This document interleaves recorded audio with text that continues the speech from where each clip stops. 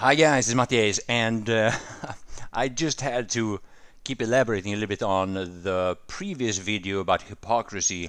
What's kind of funny about this is in Sweden today, a country with about 10 million in population, there's about 700,000 immigrants born outside of Sweden that today live off of the welfare system, while at the same time every year there's about 7,000 people from Thailand that comes to Sweden to pick berries. Here you see 1,500 of them are going to Västerbotten. This is a specific area in Sweden. 7,000, I've seen this number before. Maybe it's normally like 6,000 or something.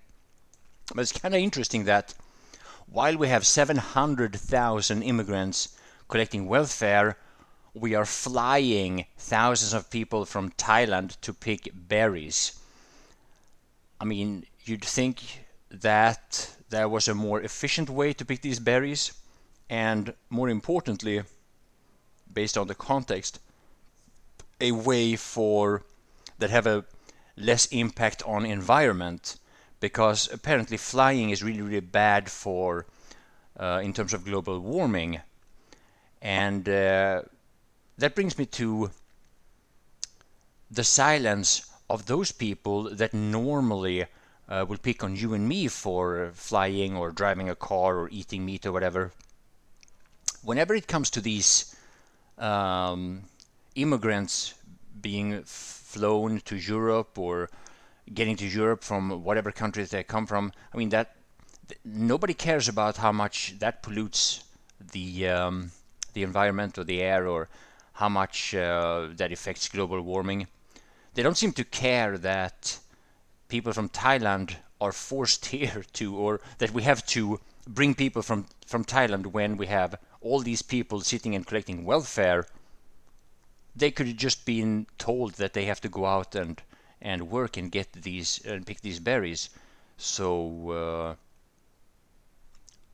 in order to or they would be denied their welfare. But yeah, it doesn't seem to be all that important.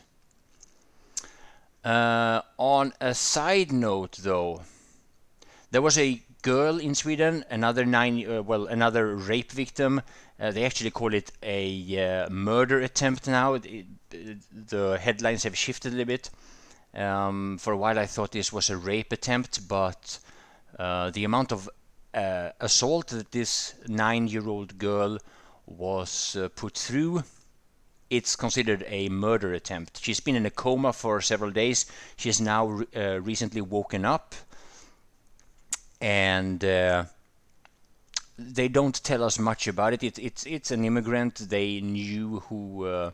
The perpetrator is an immigrant, as always, and I've seen pictures of him. The authorities knew who this immigrant was and that he was a problem. He had committed crimes in the past, but based on his age, which they don't actually know. This is also common with immigrant criminals. They don't actually know their age, so they always say they're younger, so that to get less, to get away with a lesser time in jail or no time in jail. They just say that they are minors.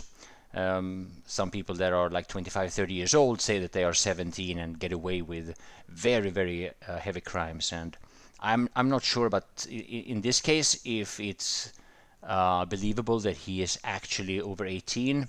That has not been. There's no information about it yet. But yeah, we see shootings and murders and murder attempts in Sweden every day, basically. And what's interesting, what's been happening lately in Sweden when it comes to the immigrant violence, is that it is now also spread out a lot more. I'm still having a hard time getting used to this. The violence in Sweden that some of you guys probably know about used to be isolated to certain areas of the main three biggest cities in Sweden. But now you see it everywhere. Now you see it like up in the north. You see it in those tiny little towns with like 30,000 people or whatever. You see it everywhere now. And what's strange about it is that nowadays, when you talk about it, people actually believe you. I mean, regular people that you meet that normally would just be like, you would see in their faces and the reaction, they don't really believe you, and you see they're tempted to make these racist accusations and whatnot. Nowadays, it's different.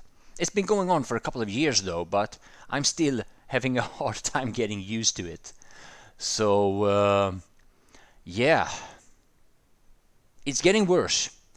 It's getting a lot worse, and that is to be expected, I guess. But anyway, thank you for watching.